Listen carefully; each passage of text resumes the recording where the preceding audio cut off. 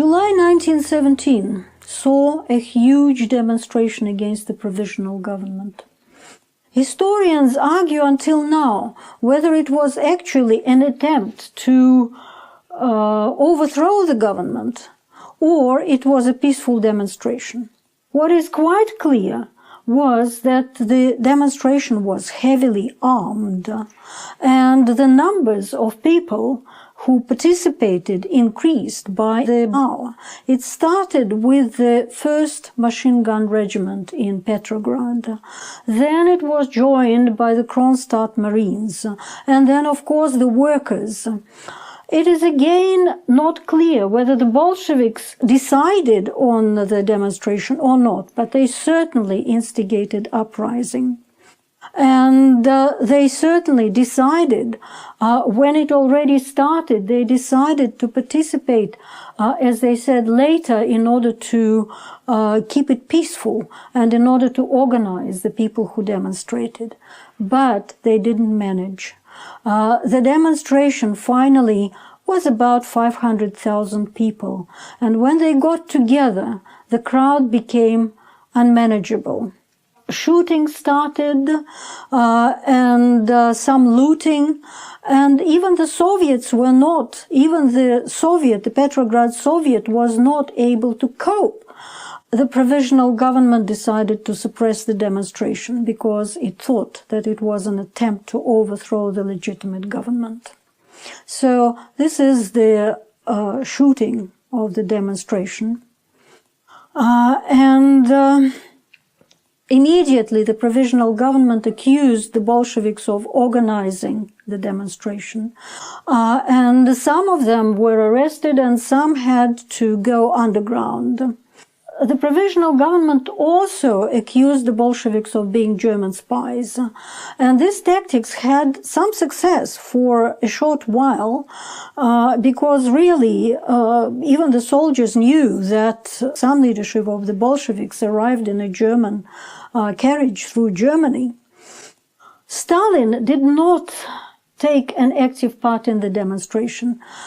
He was considered a moderate both by Mensheviks and socialist revolutionaries, because during this demonstration or uprising, if you want, Stalin was an intermediary, a negotiator between the Bolsheviks and the Mensheviks and socialist revolutionaries. When all the communication collapsed, he was the only one who tried to establish the link. Lenin went underground.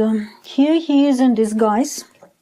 You can see he's dressed as a worker. Here is a very funny picture. Part of the time in the underground, Lenin spent in a village of Razliv in the suburbs of Sestroretsk town. That is on the Baltic Sea. He was supposed to be cutting grass. He was supposed to be a peasant cutting grass. But you can see that in a picture he had to be dressed in his usual white shirt and a tie. It would be interesting how the police would believe that he was really a peasant cutting grass. In the absence of Lenin and all the senior Bolsheviks, the 6th Congress, which took place in August 1917, Stalin played a very prominent role. You can see the presidium in the top row. They are all people who were not there. That is why it's an honorary presidium. They were either in exile or underground or in prison. The lower part of the picture is the presidium which really presided over the session. And the Congress noted that the masses, the people, were radicalized by the hour, and that the Bolshevik influence, despite their arrests and despite the slander about spying for Germany, the Bolshevik influence grew. They also noted that the provisional government was impotent. What helped the Bolsheviks unexpectedly was General Kornilov's attempted coup. Again, it is not clear whether it was an attempted coup or an attempt to cooperate with the provisional government and to reinstall the power of the provisional government. Kornilov tried to get the Bolsheviks off the backs of the provisional government. He tried to cooperate with Kerensky, who was at that time chairman of the provisional government. He also spoke about saving the motherland.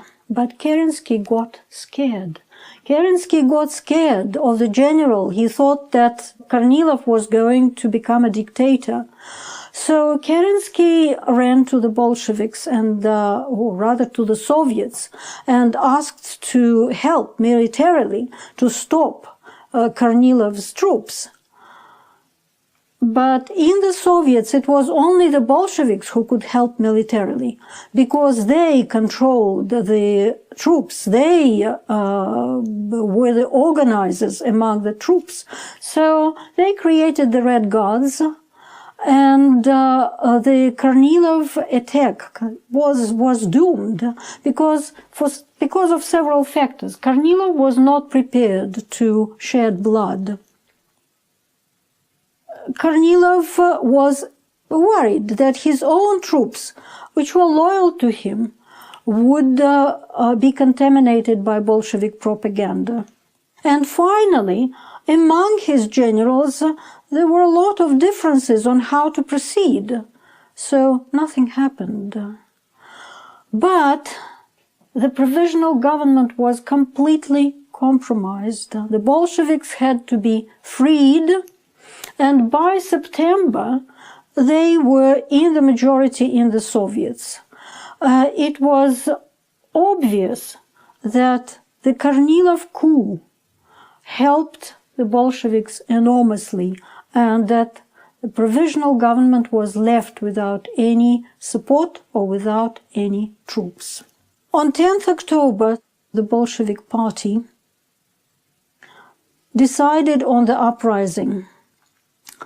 Kamenev and Zinoviev still disagreed, and they published the decision, or publicized the decision in a Menshevik paper. Lenin was outraged. He insisted on expelling both from the party.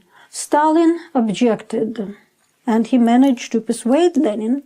He was the editor of the Pravda and an influential person.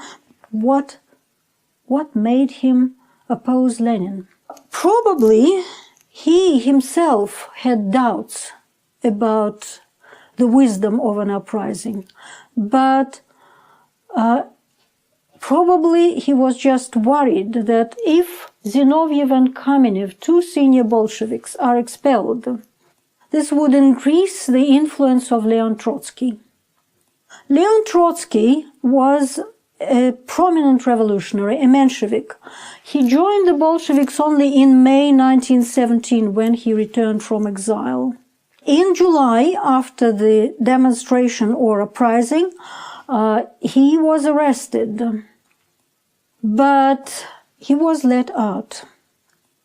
In September, he became chairman of the Petrograd Soviet. He was a wonderful speaker, and he concentrated his skills on propagating among the troops. Here he is with the Russian troops.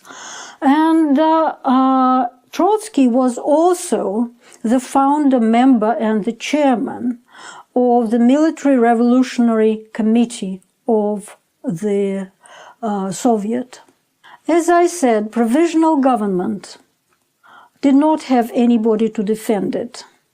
Women's Death Battalion was just about the only regiment which did not join the insurrection. So it was not difficult for the Red Guards to arrest the provisional government. Look at this picture. This is also not quite realistic, because if you look at this provisional government, they have fur coats. They are all old people, or elderly people at least, And this is not what was happening. By then, provisional government consisted of social revolutionaries or Mensheviks who were the revolutionaries themselves. But be that as it may, provisional government was indeed arrested. This was announced by Lenin at the Second Congress of the Soviets, which was taking place at that time. The Bolsheviks formed the government because the Mensheviks and the socialist revolutionaries in protest left the Congress of the Soviets. The only party that remained and which agreed to support the Bolshevik coup was the left socialist revolutionaries, but even they did not join the government. They joined the government a bit later, in a few months, and stayed only for a few months. So the Bolshevik government was just a Bolshevik government. The last attempt of Bolsheviks at legitimizing their government, their power, was the convening of the Constituent Assembly. At the Congress of the Soviets, they announced that they are forming a transitional government, that only the Constituent Assembly could create the real one, the real government. So they had to convene Constituent Assembly, and they did. But they discovered that they were in the minority in it. 90 million voters were in Russia at that time. 45 million voted for the Constituent Assembly, and only 22% of these people voted for the Bolsheviks. So the Bolsheviks could not pass any of their resolutions. They could not pass any of the laws that they offered, and they decided to dissolve the Constituent Assembly. Rosa Luxemburg, a German communist, founder member of the German Communist Party, wrote in 1918, she was in prison at that time, "The Bolsheviks treated the Constituent Assembly and the universal suffrage with cold contempt."